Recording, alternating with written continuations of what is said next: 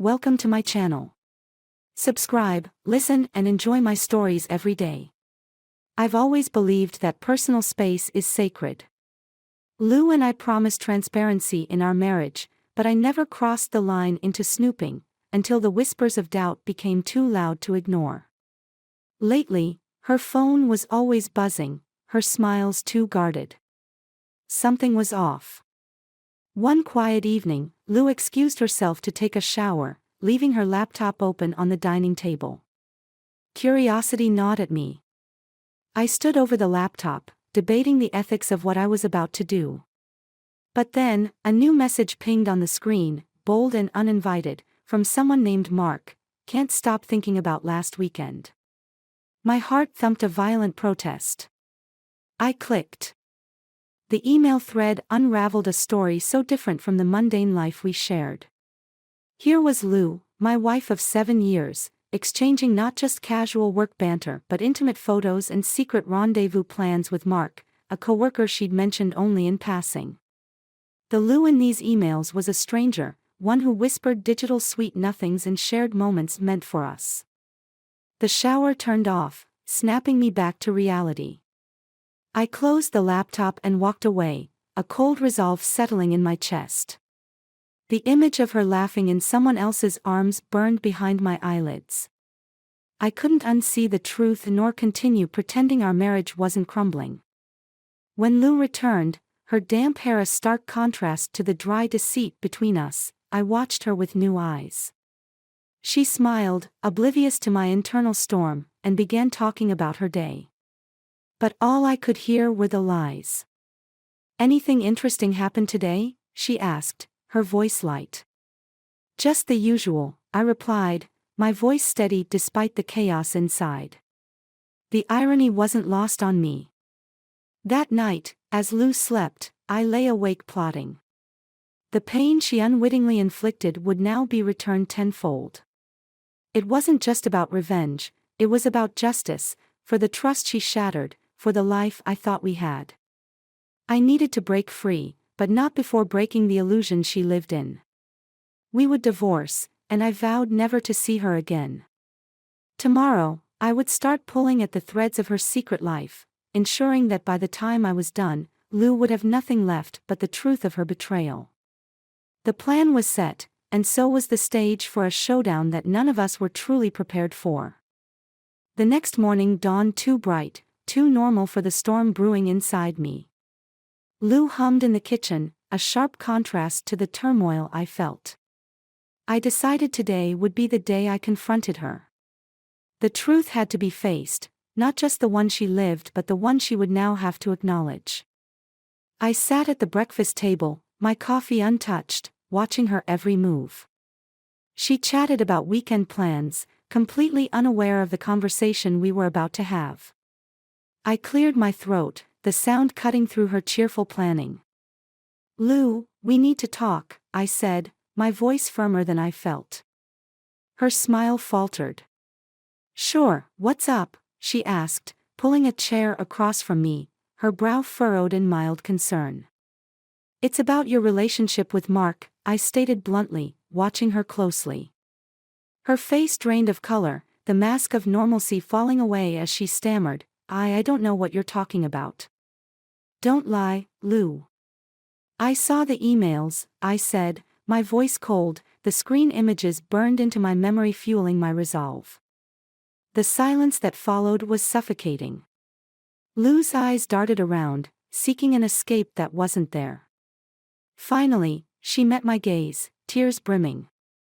"It's not what you think," she whispered, her voice breaking. "But it is, Lou. Photos, messages, plans." "How long?" I demanded, needing to hear the words, the extent of the betrayal. It just happened. It wasn't planned." "I'm sorry," she sobbed, her composure breaking. "Sorry isn't enough." "Not this time," I replied sharply. "I trusted you, and you broke everything." Lou reached out across the table, but I pulled back. "What do you want from me?" she asked, desperation seeping into her voice. "I want the truth. All of it." Then, I want a divorce, I said decisively, the finality of the word hanging heavy between us. She nodded, resigned, wiping her eyes. Okay, if that's what you want. I'll move out, she conceded, her defeat palpable. But the conversation wasn't over. Not yet, I said, standing up. You're going to tell me everything first. Every lie, every secret. I needed details, ammunition for the legal battle to come, ensuring she left with nothing but the burden of her deceit. We spent the next hour dissecting the affair. Lou confessed to everything, each detail a hammer to the remnants of our life together. As she spoke, I plotted her downfall, contacting a lawyer with each new revelation. By the end of the day, Lou packed a bag and left our home. The locks clicked behind her, a satisfying sound of closure. But this was just the beginning. The battle lines were drawn, and I was ready for war. The revenge was set in motion, her life, our life, irrevocably altered. The house felt eerily silent in the wake of Lou's departure. Each room echoed with the remnants of a life that once was. But there was no time for nostalgia, retribution awaited its due course. I contacted my lawyer, David, early in the morning, outlining the details Lou had confessed and my intent to ensure the divorce proceedings left her with minimal leverage. David was meticulous, his voice steady over the phone. We'll file for divorce on grounds of infidelity. I'll need all the evidence you gathered, emails, messages, everything. I have them all documented, I replied, my tone resolute, scanning the printed copies of the emails spread across the dining table. Good. I'll draft the initial papers and get them over to you for review by this afternoon. We're aiming for a quick and decisive resolution here, David explained, his professionalism a thin veil over the aggressive strategy we were employing. By afternoon, I received the draft divorce papers. Each clause was a calculated strike against Lou, designed to strip away not just her marital ties but also her financial security. As I signed each page, a hollow victory took shape, justice, yet devoid of any real triumph. The next step was confrontation, this time, legally. We arranged for Lou to be served at her workplace. It was a tactical move, aimed at disrupting her sense of security. I waited in the car across the street from her office building, a silent observer to the fallout. When the process server approached her, Lou's face turned pale, her composure crumbling publicly. Later that evening, Lou called. Her voice was shaky, tinged with desperation. You didn't have to do it this way. Serving me at work, it's humiliating. It's necessary, I said flatly, the phone pressed hard against my ear. You brought this on yourself. There's still time to settle this without going to extremes. We can talk, negotiate, she pleaded. The time for negotiations passed when you decided to deceive me, Lou. I want you to understand the full weight of your actions, I responded, cutting off any avenue for sympathy. Lou was silent for a moment, then a soft sigh whispered through the phone.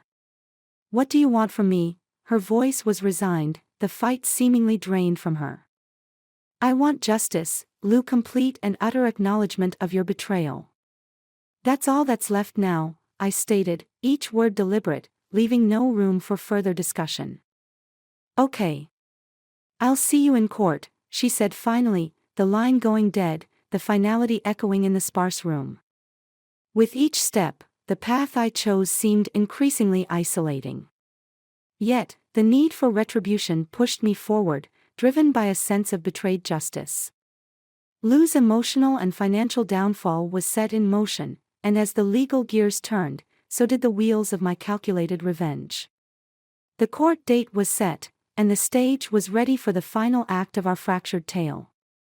As the day approached, I prepared not just to end a marriage but to deliver a lesson that betrayal of trust comes at the highest cost. The courtroom was a cold, stark place where futures were decided with the bang of a gavel. Today, it would witness the final act of a marriage broken by deceit. As I entered, the weight of the impending confrontation pressed down on me. Lou sat on the opposite side, her face pale, her eyes avoiding mine. The air was tense with unspoken recriminations. My lawyer, David, patted my shoulder reassuringly. "Ready?" he whispered. "As I'll ever be," I responded, my voice steady despite the turmoil inside. The proceedings began with a sterile efficiency, each side presenting their case. David was relentless, detailing Lou's infidelity with clinical precision. Lou's lawyer tried to humanize her, pleading for leniency and reconciliation. But the evidence was damning, the betrayal too deep. As Lou took the stand, her voice wavered. "I made a mistake," she admitted, her gaze finally meeting mine. "I'm sorry, truly sorry." "Sorry doesn't change what you did," I shot back, unable to keep the bitterness from my voice. The judge called for order, and the legal arguments resumed, but the real drama unfolded during the recess. In the hallway, I confronted Lou one last time. "Why?" I asked, the question simple yet loaded with the weight of our shared past. Lou sighed, a deep, ragged sound. "I was lost, and he was there. It was stupid. But it wasn't all bad, was it? Our time together." I scoffed, the sound sharp and bitter. "It was a lie, all of it overshadowed by your deception." "It wasn't all a lie," she protested weakly, but the fight had gone out of her.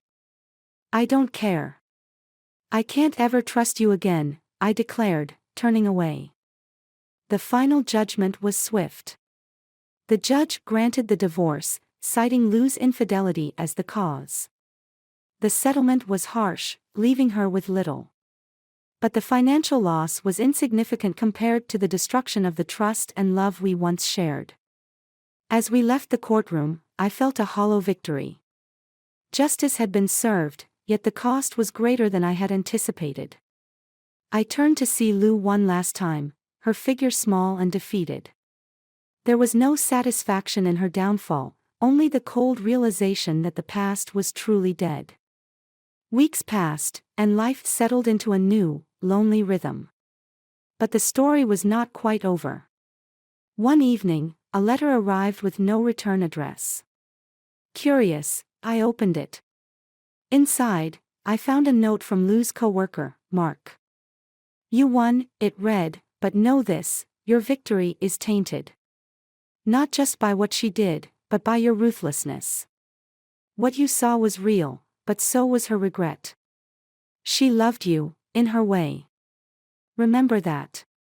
I crumpled the letter, anger and a haunting sadness mingling in my heart. The revenge I had sought brought no peace, only a deeper understanding of the complexity of human emotions and the destructive power of vengeance. As the days turned into months, the lesson of that final message lingered. I had won everything but lost just as much. In my quest for retribution, I had become something unrecognizable, driven by hatred rather than love. The memory of Lou, marked by betrayal but also tinged with our happier times, became a bittersweet ghost in the quiet corners of my life. In the end, I moved away, leaving behind the city that held too many shadows. The final act of letting go wasn't one of anger but of resignation, a silent acknowledgement that some wounds are too deep to ever fully heal. Lou and I would never speak again, our paths forever divergent, a testament to the irrevocable cost of betrayal.